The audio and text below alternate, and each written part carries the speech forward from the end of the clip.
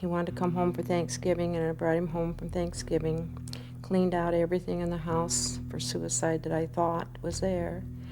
And 2 days later, he went in the bathroom and shot himself with his dad's hunting rifle. Andy has clinical depression. His significant other is bipolar. So it was very volatile experience with them in the house. As a person with depression, suffered in silence, unaware that I had the disease for 90% of my life. Well, we lost him 3 years ago in June of 2001, and he took his own life. And I don't wish it on any parent to see your kid in a straitjacket. And you're not even supposed to use those that often, so I asked, why is he in that? And they said, because he asked to be. For me, it was more like stepping into a labyrinth fun house, but this would be not so fun house, with distorted mirrors. And so everywhere you looked were just distorted images of yourself. And someone locks the door behind you and there's no way out. The toughest part is getting people to understand the illness. He doesn't feel comfortable in public because nobody even notices him, and he thinks they're all looking at him. That he had been suffering from depression for about 5 years and thought he could do it on his own, and turned out he couldn't, so. I'm on a lot of medication now also, trying to deal with my ups and downs with it, and I don't know where I'm going to go. It's just been hard living around these people, not getting the help that they need.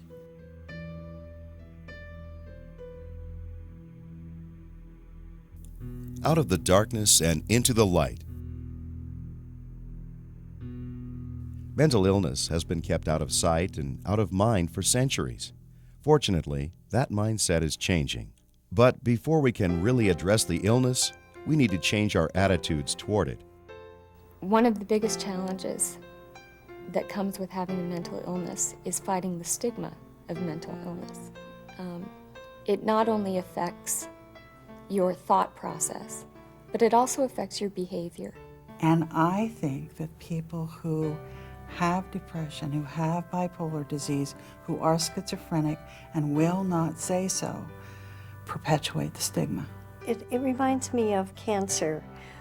People used to be afraid of cancer. They didn't want to talk about it. They thought it gave a bad family image, all kinds of things. This is not anything different than having a heart problem. It's the way the brain is made up and how it processes things. And if there's ever a thought that there might be some depression going on, it's okay to get that checked out with a physician or a psychiatrist. And if it is depression, it's okay to come to terms with the diagnosis. Don't be ashamed of it. It wasn't anything you did as a parent that caused this. It's not your child's fault. I can't stress that enough. The brain is just not functioning appropriately. Many people don't know how to access services because they're afraid of what that will look like to the surrounding community if they walk into a therapist's office or someone who has a title like myself or a psychiatrist. People who have a mental illness or just suspect that they do need to be able to seek help. Our world is a stressful world. I think the stresses of modern day living are impacting all of us. We're all at risk. There's a lifetime risk for all of us to suffer a depressive episode. Mental illness being so pervasive in our society, it really is almost like an epidemic. Because it is one of every 4 of us. If there are 5 people in this room, at least one of us has a mental disorder. There is a public health issue at stake here. We need to have more understanding about what these illnesses are. And through that, I think, through education programs, especially working in the schools with young kids, try and identify these behaviors as early as possible and get these people diagnosed and into treatment as early as possible. Of those that take their own lives, probably over 90% of them do it because of a serious mental illness. From the time he was about 5 years old, he talked of suicide. His grandpa died, and he used to say, "I'm going to kill myself and go be with Grandpa Harry." Then when Andy got into like junior high school, he got into drugs and alcohol. And each time he was arrested, you know, they would just send him off to alcohol treatment and never got to the bottom of it, you know.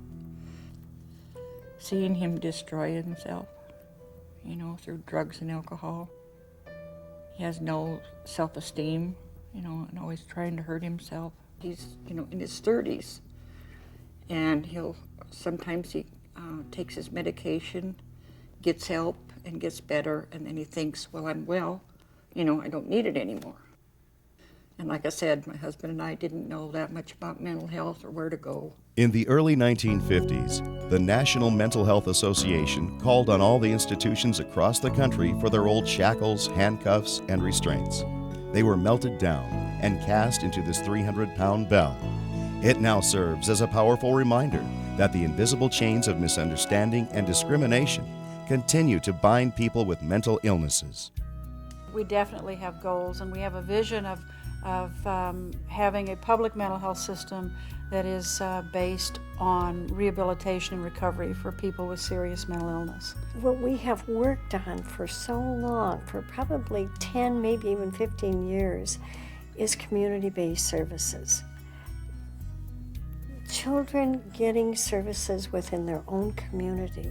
One of our goals is to try to reduce the risk factors for individuals with serious mental illness. Particular risk factors that we have concerns about certainly are law enforcement contacts. They become almost gatekeepers to the mental health system. They pick up people off the street that are acting weird and bizarrely. And the highest percentage of those people are acting that way because they're suffering from a mental illness that probably hasn't been diagnosed, and they're probably not on medication. Or if they had been on medication, they've stopped taking the medication, and that's why they're acting the way they are. The risk for co-occurring illness. People with mental illness, better than 40% of the time, are also going to be diagnosed with a substance use disorder. Sometimes they'll seek out ways to medicate themselves, not knowing what's wrong with them, and that's why people start abusing alcohol or drugs or things such as that. Those are the people I worry about, those that don't know what's wrong, and the families that don't know what to do about behavior that starts exhibiting itself, you know, when the person is in 16, 17, maybe later in their 20s and their 30s. They just know something's wrong, but either ignore it or don't know what to do about it and try and forget it. A part of that effort is the Montana Mental Health Association, working with local affiliates on education, advocacy, and awareness focused on local needs. The Mental Health Association advocates for not only mental illnesses, but mental disorders of all types. Montana Mental Health Association brings seminars and groups to understand mental illness, that it's a brain disease and not just an illness. We have done things in the mental health arena for 50 years, over 50 years. We have done advocacy, we've done education, we've done education of consumers, family members, and the public at large about mental illness and mental health. Our direction at this point is, I think, twofold. One is to continue and improve our presentations to the public and to the practitioners in the state, using education to help fight stigma and to bring caregiving on the mental health scene to as high a level as we can get it. The other part is to advocate for those of us with mental disorders who can't speak for themselves because of their disease. Not everyone wants to volunteer in the mental health arena, so as many people as we can bring together to be advocates, it's very needed.